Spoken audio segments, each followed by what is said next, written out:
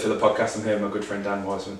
It's been a while since we've done it in person. How are you doing, buddy? It's good to be back. It's good to be back. A week off. Apologies for the audio issues. I think it's just because of the crappy internet we've got here. International break, 2 weeks off. I believe 11 Villa players out on international duty after a very good win at home against Borough 3-0. I'm kind of feeling it's kind of come at the wrong time.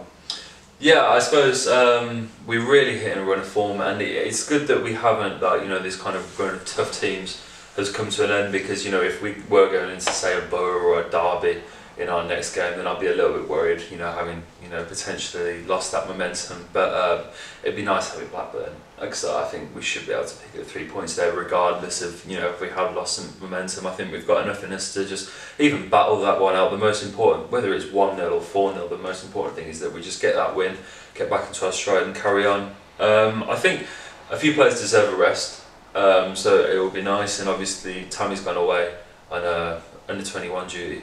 And so hopefully the knock that he picked up isn't too serious, and he's able to potentially play a couple of games before that. But yeah, I think it has come at a wrong time to a certain extent, but I do think the players deserve a rest at the same time, the ones that haven't been called up. I think this as well, in terms of the squad in general.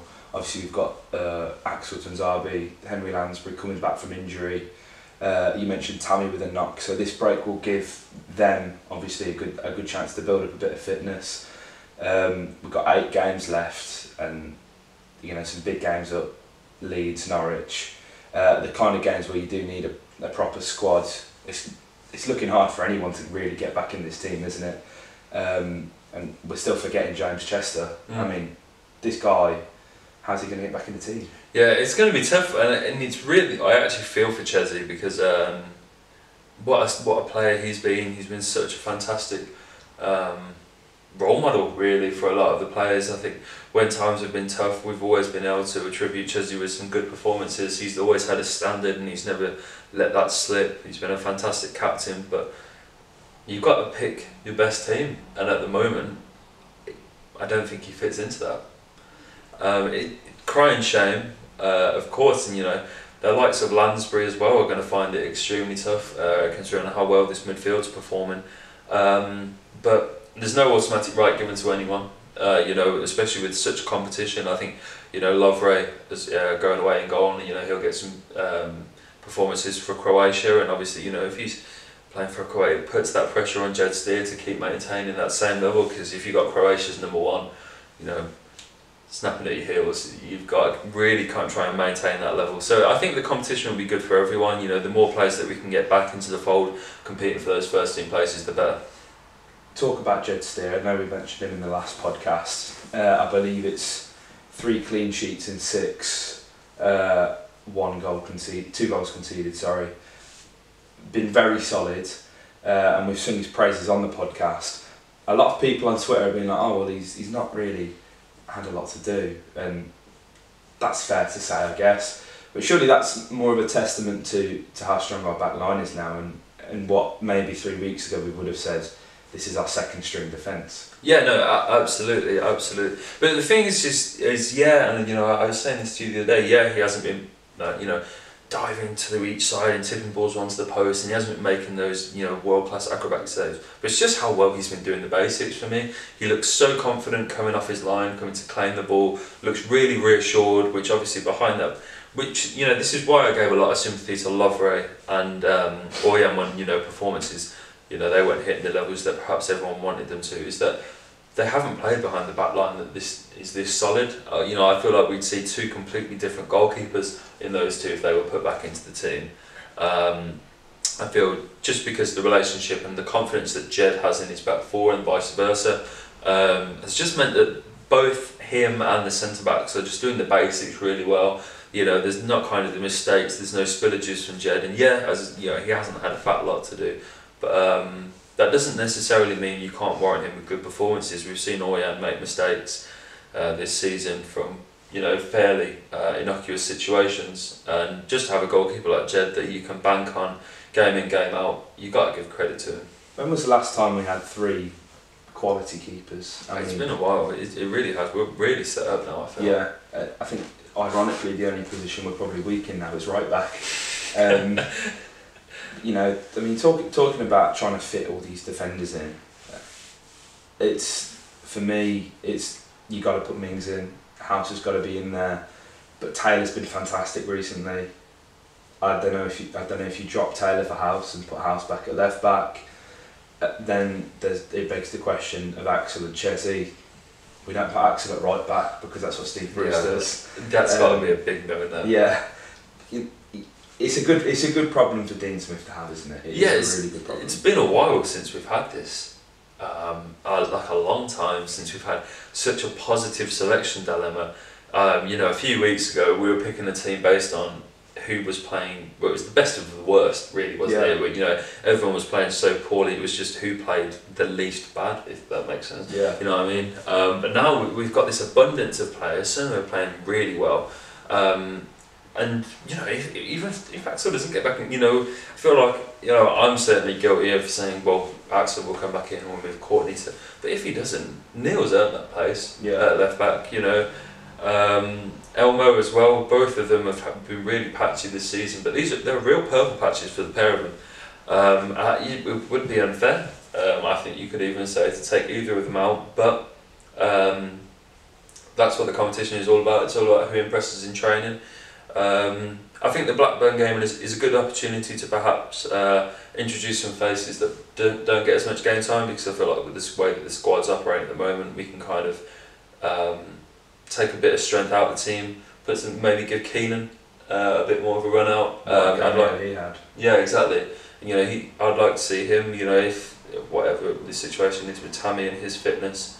You know, if Keenan can get, you know, I'd even, you know, even if I went as far as saying if you started Keenan Davis, I've still got confidence in that team that they can get a win. So perhaps it's a good opportunity to trial out a few things ahead of, you know, before we get into the away games. It's interesting. I mean, there must be so many players just lining up at Dino's door, being, come on, where's my start? I do agree with you actually. I think, you know, Keenan could start. I think, you know, certainly the lack of goals from Tammy as of late, you know, maybe you could get away with putting Keenan up front. I think he's probably better at hold-up play than Tammy is. I mean, the ball used to just ricochet off him all the time, but you know, he looked quite good the other night. I mean, we've still got Codge as well, and I spoke to you the other day and said I was actually quite disappointed in him, and maybe he'll come back from this international break with a bit of a point to prove. Because as much as a lot of people may not see it, I think there's one goal in Codge, and it is going to be a very important goal. It could be the one, you know, that secures us in the playoffs. It could be against the Baggies.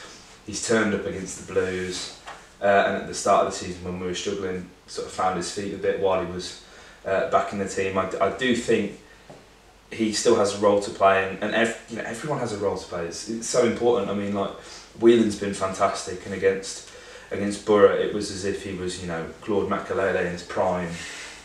He was everywhere, covered every single blade of grass, and the heat map that they put out after was crazy, wasn't it? Incredible.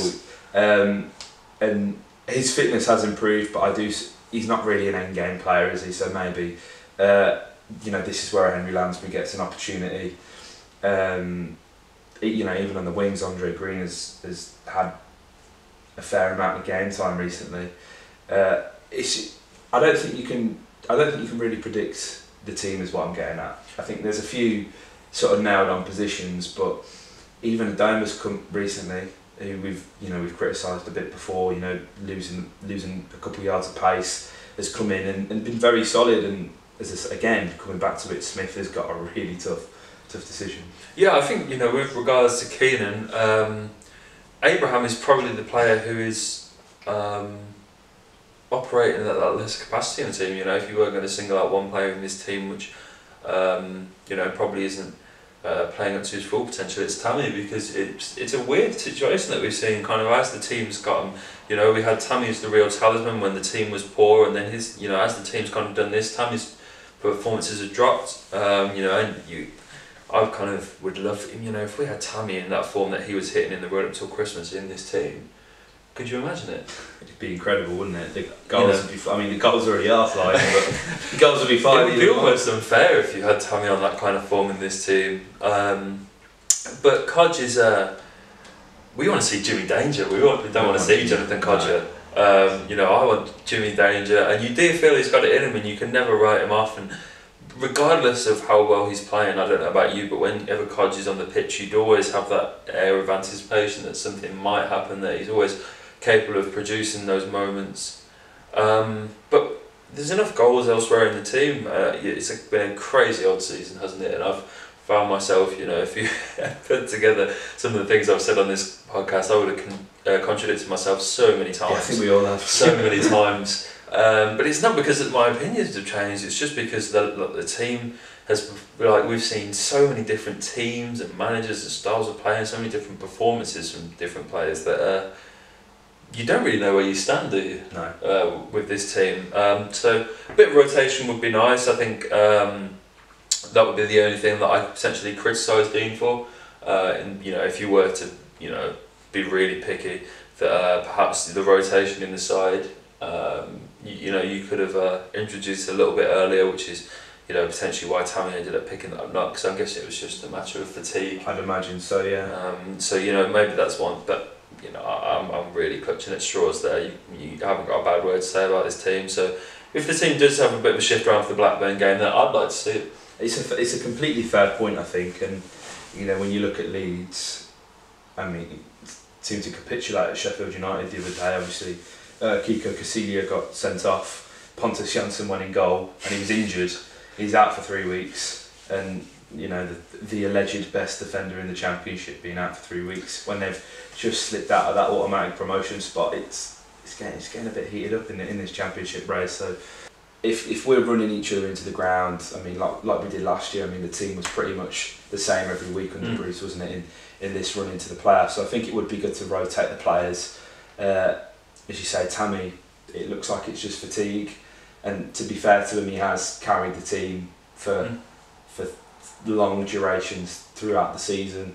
But it is good to see, you know, McGinn, Grealish, even Hourihane, as much as I've criticised him, getting amongst the goals, because that's what we want to see, isn't it? I mean, we love midfield goals. Yeah. I think that's the other thing is Connor. Obviously, congratulations to him on having his kid. You should name it Dan. Absolutely. I've got a funny feeling that's a pretty good name to choose. Yeah. Just a sneaky suspicion. But no, I think Connor's the other one. Can you take Glenn out of that team after his performance? Can you take John out? You certainly can't take Jack out. It's going to be a really, really interesting one. And it's good. It's good because I didn't have that confidence last season that we could have a kind of a squad as opposed to an 11 that can step up and provide. But you know, we can look at, you know, kind of 3-4 different 11s here that we can line up with different players at the back, different players in midfield, different players up front. You know, we've got an array of wingers at our disposal. You know, there's kind of 3 or 4 different ways that we can line up that I'd be confident in right now. You know, the way that Connor was performing in the games in the run up to Borough, be happy to see him play. Obviously Glenn's playing well, John's playing well. We've got this wealth of players at the moment, and I'm really excited to see all of them play. Yeah. I think there's definitely a place, because as push comes to shove, you know, we've got a real. We haven't got the big teams, but that necessarily had, you know, our downfall, I'd say, in the Championship is that we've kind of made a meal of the teams that are, you know, less than enough. Teams. Yeah, but we always have, even under Bruce. You know, you can look back and we've always performed against the big teams. So, you know, it's just a matter of keeping our heads now. We've had this good run of form, you know, some real highs. And that could quickly turn to real lows if we take our eye off the ball. So we just got to keep playing our game, keep it going. I don't see anyone that can stop us. No. You know, obviously we've got some tough places to go, and that Sheffield Wednesday match is going to be a big test for reasons that I don't need to explain. Yeah. You know, there's going to be a lot of personal vendettas in that game, both for Bruce and, you know, in our players as well, players that Bruce wrote off and was playing out of position. You know, they're really going to want to show him that in this new system that they've flourished and that Bruce didn't get the best out of them. So there's a kind of there's stories on both sides of that game, and you know, again, you know, you can't get lost in those scenarios. It's all about these Villa players just keeping their heads, keeping things ticking over, just keep grinding out the wins if needs be, just until the end of the season. I think it's Is that one on Sky, the Sheffield Wednesday game, I think? I think so, yeah. If not, it's definitely one that they'll want. They love Bruce, don't they? They love Bruce. Going back a few weeks ago for the Sheffield derby, they had the audacity to put Bruce on as like the main poster. Why is that not Chris Wilder? I know. It just angers me, the media bias towards Steve Bruce, but we won't get into that because I could talk for absolutely hours on that. This international break, obviously touched on earlier, a lot of players have gone away. Do you see this as a good chance for youngsters, even, as senior as Andre Green, the likes of Jacob Ramsey, who's been in and around the team, Dominic Raven, to really, leave an impression with Smith, because they've got 2 weeks with him, a pretty limited squad. You'd imagine that they'd feature in small-sided matches. Obviously, the news came out the other day that we'd released Jordan Lydon, so keeping these sort of young players on the toes, it'd be interesting to see, won't it? Yeah, absolutely. I think the Jordan situation, hopefully, I'm not going to say would have woken people up, but I feel like some people were getting a bit too comfortable at Villa. Feeling that they had a right to be in. Jordan's been a great, how long, 8 years or something like that. He's been at Villa, and so we're not taking any prisoners anymore. If this current regime doesn't feel like you've got a place in this team, then it's goodbye. There's a lot of players coming up out of contracts in the summer, a lot of players with points to prove, and people have really got to start making a name for themselves, because especially if we go up to the Premier League, then we're going to be really needing a high calibre of players. And and now's the time when the more senior players are away, when more attention turns to the younger players who are kind of filling in the spots in these training sessions to really prove themselves and prove that they deserve to be at Villa for the long run. And as you said, the likes of Breven, Jacob Ramsey have kind of flirted with the first team at points. It's a good opportunity to them to state their claim and prove they deserve to be in the long term.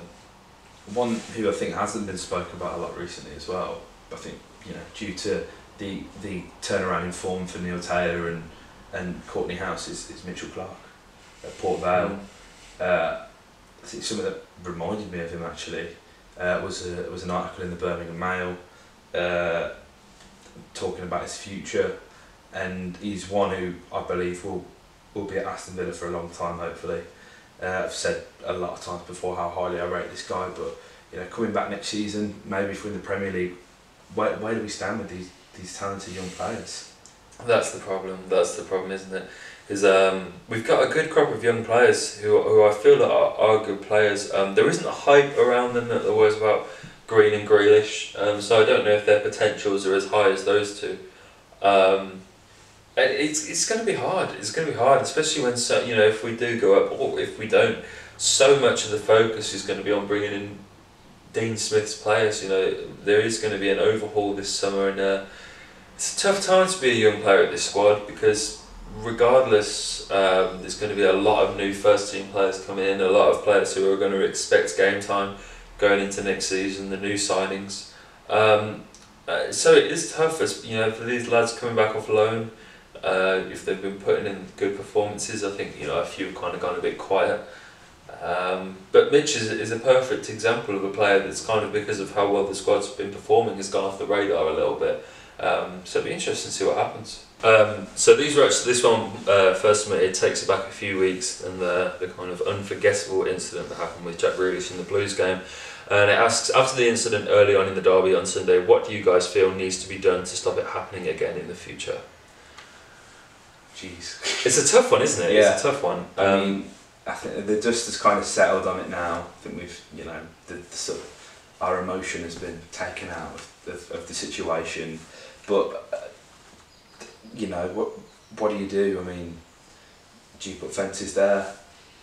No. Look at Hillsborough. You've got to look at a safety perspective. Maybe nets like the Bundesliga, Signal Idunda. I really don't know.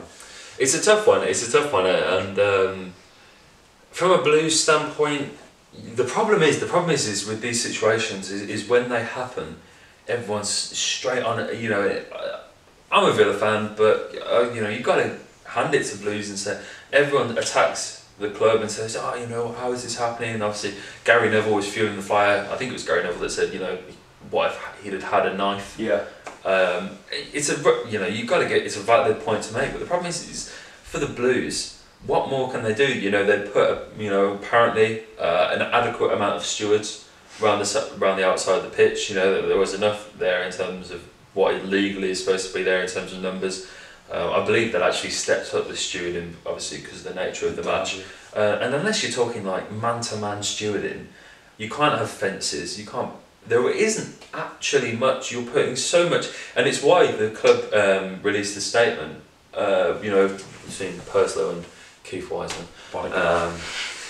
Just kind of because you do put so much trust on the fans to stay in your seat. Essentially, because from a club standpoint, you can't pen the fans in because, as you said, for obvious reasons. What there isn't much in that situation that you can do. You're putting a lot of reliance on the fans. It is a weird one, and I think the one thing I would like to see is a bit more of a thorough search before you get in the ground. I mean, the guy didn't have a weapon, thankfully, but there's been an instance where someone has got into Villa Park with a 6-inch blade early on in the season. Or cabbage. Cabbage, yeah. I mean, how do you pass that one off? Yeah, just went Tesco, mate. Sorry. Yeah. Your shirt, maybe. I suppose with some of the bellies you do see at Villa Park, you could probably get away with stuff in a cabbage up there. Too odd, would it? And then, you know, you look at what happened the other night after Forest with that fan who got his face slashed. He must have been able to get in the City ground with the blade. It is a problem, and I've been, you know, although the person did get in with a knife at Villa Park once, and that thankfully got confiscated and nothing happened. Usually, I mean, where I sit, the security and the searching is adequate. I get patted down twice, then I'm in. That's, you know, that seems fine for me. But I've been to games where it's just you know, like that famous video of the Spurs steward. I went to Fulham 3 years ago now, and I walked past 3 security guards without being checked. I had a bag, I had a camera in it. I mean, obviously I weren't carrying a knife or anything, I would like to say that. But you know, I could have been. Yeah, and exactly. This was after the terror attacks in London. Yeah, the thing is it's a real grey area, and you know, it's where you actually look at it and say potentially something like safe standing kind of inhibits that, because obviously you have the bars in front of you and it kind of restricts, you can't go forward, and you know, obviously you could kind of put maybe like metal detectors that kind of similar to an airport when you go in to kind of protect, but it still doesn't protect against people like Paul Mitchell, you know, because if you've just got your fists, you know, you can take nothing in the ground and still cause damage like he did. So it's really tough, and you know, you kind of look at it and you say that perhaps the best way to do it is just to put people like Paul Mitchell in prison. Yeah. Because it's not the club's really. It's not the club's responsibility, because, as you say, you trust in the fans. Absolutely. If you can't trust the fans, then play behind closed doors. They've got the police are on the pitch. They've got stewards around the pitch. Blues can't do any more than that. You know, no one was expecting that to happen. You know, the stewards. You know, you can argue that, you know, you shouldn't have been able to get that far onto the pitch, but no one was expecting that. You know, these stewards aren't SAS trained. They're just like you and I. This is a job they do part-time over a weekend. You know, they're not. Obviously, they have training, but you're not. You know, they're just like you and I. Really, is the point I'm trying to get at. So it's a tough situation, but you just don't want to see it happen again. And I think the media have handled it well in the respect that everyone's condoned him, and the worldwide recognition that it got. And you know, I saw reports in Spain, in Marca and AS, condemning what Paul Mitchell did, which is crazy, and perhaps that's the only way that you can stop it, is just embarrass him to the point where no one wants to reproduce it. But they want the attention, though, don't they? I mean, that's what that's the problem. It's hard, but right. I think we should move on to the next question. That was quite a heavy one. I hope they're not always heavy for. Do you think this is a good one? Do you think Villa have benefited from not having the pressure of maintaining a playoff place? I'd say so. I think, you know, I think certainly are, and you had written Villa off 3 weeks ago, and now we're kind of believing if we don't go up, I mean obviously I'd be devastated, but it's not going to be the feeling like it was leaving Wembley last season. I think the players should know that promotion was always the goal, so I guess they've maybe felt the pressure and falling out of it and being as low as 14th when Smith came in, maybe, you know, that gave the players a bit of a lift. It's a tough one. Yeah, I think yeah, definitely. I think because you see it so much and you hear about it, you know, especially in the Premier League when teams kind of secure that mid-table obscurity that they've got the benefit of having nothing to play for. You're not safe, you're not down, and you can kind of just express yourself. And you saw that to a certain extent when we got relegated. I know they didn't improve massively, but once Johnny and Les got playing, that the weights were off everyone's shoulders. A bad performance against United, was it? Yeah, no, absolutely. And I think I remember the last game at home against Newcastle. I think we drew. Was it 0-0? I think it was 0-0. And you players do benefit, and especially at a club like Villa, because there is so much pressure from the fans to perform and to have a good team, and to all be whatever division we're in, we kind of have an expectation that we should be one of the better sides in that league. And so the players, I think, perhaps wrote it off themselves, and I think are just as surprised that they kind of are as we are. But there always is that one team, isn't there, in the Championship that makes that late surge and puts themselves in amongst it, and perhaps that will be us this season.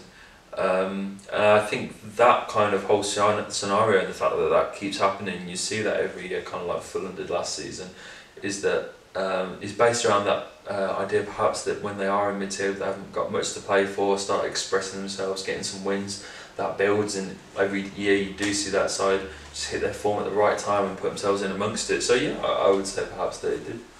Do you think Villa needs to start signing players permanently instead of having them on loan deals? Of course. But the problem is we can't afford to, operating with an FFP, or trying to at least. I mean, you just got to look at the players who we've had on loan over the past few years. If you look at Snodgrass, there was at one point during the season where he had the most assists in the Premier League.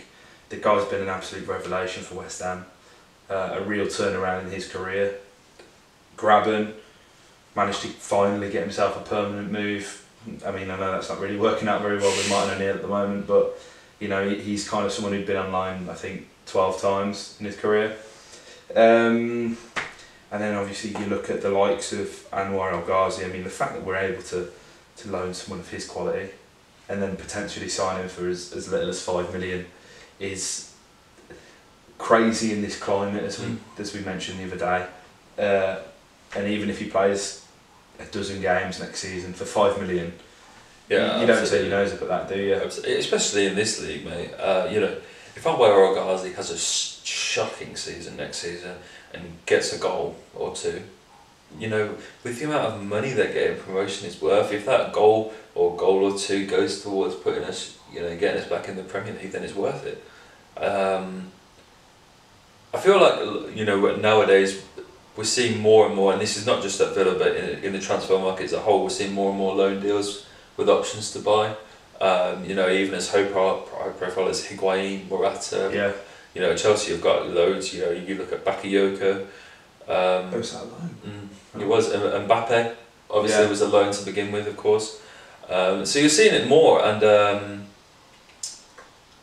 I think it makes sense, doesn't it? I think teams are starting to figure out that loans with options or obligations to buy are the better way to do things, so that you can have that initial look at a player, establish how it's going to fit in at the club, and then make the ultimate decision on whether you want them or not.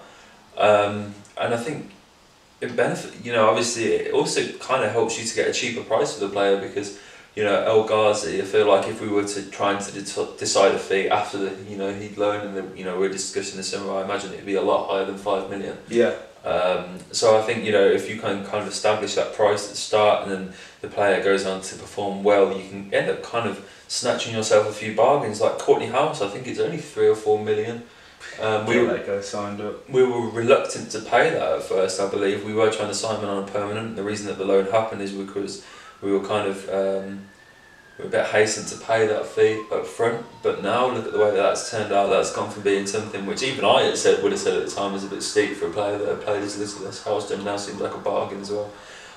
So if we stay in the Championship, I actually feel like, although it's annoying, because you kind of leave yourselves open to the situation like we saw with Tammy in January, where they can be Harvey Barnes, another example. Yeah. Where obviously there is that danger that if they do perform so well that they earn themselves being recalled by their clubs. I mean, we've done it this season with Jed and Andre.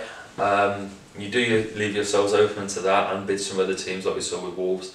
But I feel like if we go up, we'll get those players permanently. But operating within the limits that we are, perhaps it's actually a good approach to take in the Championship. Yeah, I think you've got to look at players like Mings, and you can't help but think if we don't go up, he's gone because he's playing so well. I think as well, the players benefit from playing at a big club, amazing training facilities, and now more than ever recently playing under a manager who plays a good brand of football.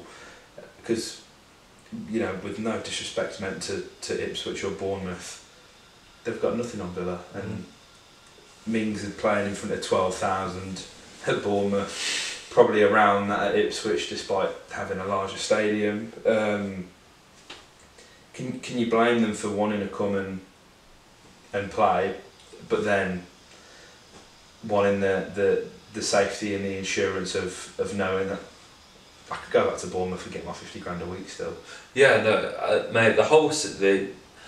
It's a great place for players to come and get their career back on track at Aston Villa at the moment, especially with the managers that we've got. I mean, Tyrone Mings was perhaps becoming a bit of a dead weight at Bournemouth.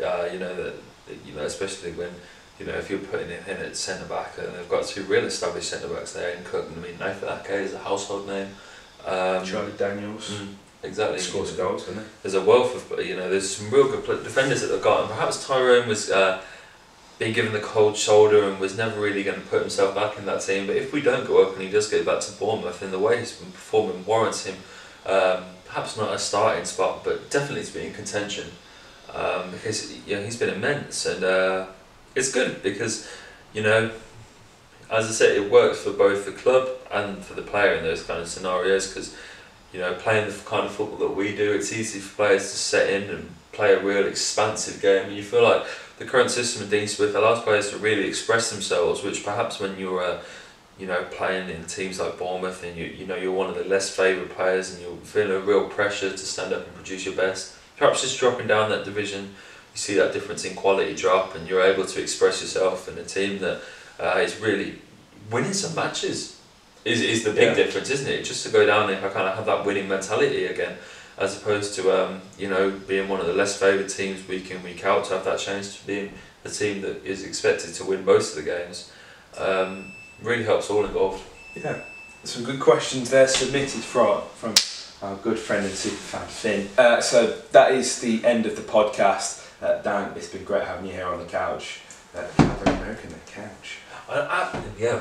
I mean, it's a nice couch. So well, let it off. It's the home, isn't it? Yeah, mate. This is the Villa Filler right here. This is the Villa Filler. So if you enjoyed this podcast, hit the like button. Comment your thoughts below on the podcast. Anything we've said, let us know. As always, if we're chatting out of our arse, and subscribe for more. We're trying to get to 1,000 subscribers before the end of the season. We've got 8 games to do it. I think we actually lost 4 subscribers after the last podcast. So I think cried ourselves asleep. But whilst we're on the topic of subscribers, 25k. 25k on Twitter, yeah. So thank you guys for your support. Absolutely. Good plot. I completely forgot about that. And we'll share this podcast with all 25,000 of you, and hopefully all 25,000 people listen. That's the dream. Yeah. Even if it's just a small proportion. Very grateful, aren't we? Yeah. So subscribe, like, comment. See you next week. Up the Villa.